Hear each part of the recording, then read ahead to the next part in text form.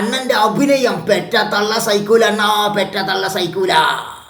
അണ്ണന് ഓസ്കോർ അവാർഡ് കിട്ടണം അണ്ണാ, ഓസ്കോർ അവാർഡ് കിട്ടണം അണ്ണാ.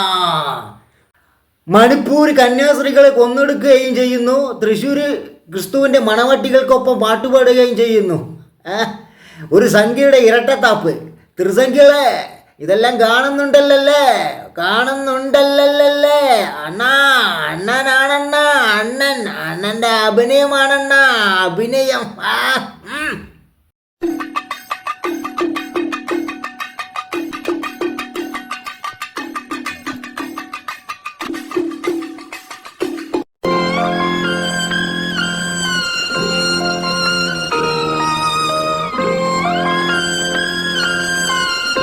ആളെ മനസ്സായി കാണുമെന്ന് വിചാരിക്കുന്നു. തൃശ്ശൂരിലെ മഹാരാജാവ് രാവിലെ അമ്പലത്തിലേക്ക് എഴുന്നള്ളുകയായിരുന്നു പട്ടക്കിട്ടുകൊണ്ട്. ആ സമയത്താണ് എന്തിനോ വേണ്ടി അറിയാതെ പ്രജ ഒന്ന് കൈ അങ്ങോട്ടോ ഇങ്ങോട്ടോ ഒന്ന് നീക്കി. ഉടനെ രാജാവ് അതിൻ്റെ മുന്നിലെത്തി. ഉടനെ രാജാവ് പറയുന്നു, എടാ ഞാൻ മഹാരാജാവ് വരുന്ന കണ്ടില്ലേ, അപ്പോഴാണോ നിന്റെ ഉണക്ക കൈ നീട്ടിയിട്ടുള്ള അഭ്യാസം. രാജാവ് സഹിച്ചില്ല, ഉടനെ പ്രജൻ്റെ കൈ തട്ടി മാറ്റി രാജാവ്. അതേ മറിച്ച് ഒരു പെണ്ണാണെങ്കിൽ രാജാവ് അങ്ങ് കെട്ടിപ്പിടിച്ച് അവളുടെ മണം അങ്ങ് വലിച്ച് അങ്ങ് എടുത്ത് അങ്ങനെ സുഖിച്ചെന്നെ മഹാരാജാവ്. അല്ലാത്ത മഹാരാജാവാണ്. രാജാവിനിപ്പോൾ അമ്പലത്തിൽ പോക്കും പട്ടുവിടൽ മാത്രമേ പണിയുള്ളൂ. തൃശ്ശൂരുകാരുടെ ഒരു അവസ്ഥ. അതിലുപരി സംഖ്യകളുടെ ഒരു അവസ്ഥ ആലോചിച്ച് നോക്കണം, അടിമ സംഖ്യകളുടെ ഒരു അവസ്ഥ. തൃശ്ശൂർ മാത്രമേ ഇതുകൾ ജയിച്ചിട്ടുള്ളൂ. കേരളം മൊത്തം ഇതുകൾ ജയിച്ചിരുന്നെങ്കിൽ എന്തായിരിക്കും അവസ്ഥ?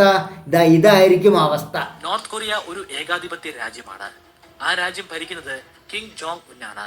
അദ്ദേഹമാണ് ആ രാജ്യത്തിന്റെ സുപ്രീം ലീഡർ. ഈ ഒരൊറ്റ വ്യക്തിയാണ് ആ രാജ്യത്തെ സകല വ്യക്തികളെയും നിയന്ത്രിക്കുന്നത്.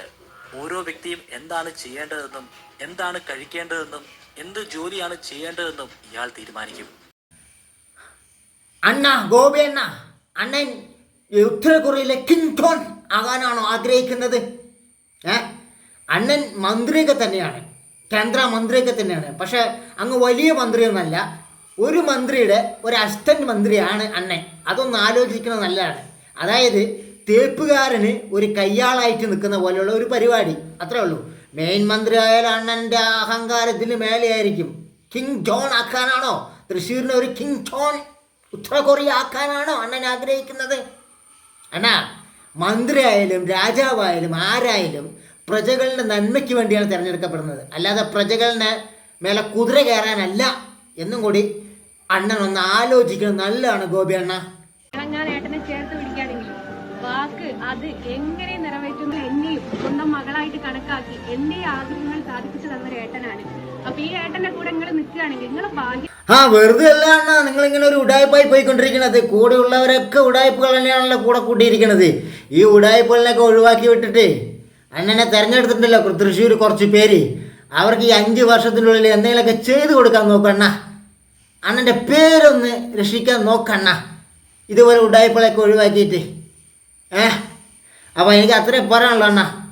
ഈ പട്ടി ഷോ ഒക്കെ നിർത്തി അണ്ണ. ഈ പട്ടും കൊട്ടും ചട്ടമൊക്കെ ഇട്ടിട്ട് ഈ രാജാവുകാലിൻ്റെ ഭരണത്തിൻ്റെ ഒരു അധികാരം കാണിക്കുന്നതൊക്കെ നിർത്തണ്ണ. കാലം മാറി അണ്ണ. ഇങ്ങനെയൊക്കെ കാണിച്ചു കഴിഞ്ഞാൽ ആൾക്കാർ നിങ്ങൾക്ക് തലയ്ക്ക് ഓളമാണെന്ന് വിചാരിക്കണ്ണ. വെറുതെ ട്രോള് വാങ്ങിക്കൂട്ടണ അണ്ണ മഹാരാജാവേ. അപ്പോൾ ഒരു ഉപദേശമാണ്. വാക്ക് അത് എങ്ങനെ നിറവേറ്റുന്നു എന്നെയും സ്വന്തം മകളായിട്ട് കണക്കാക്കി എന്റെ ആഗ്രഹങ്ങൾ സാധിപ്പിച്ചു തന്നൊരു ഏട്ടനാണ്. അപ്പൊ ഈ ഏട്ടന്റെ കൂടെ നിങ്ങൾ നിൽക്കുകയാണെങ്കിൽ നിങ്ങളെ ഭാഗ്യം.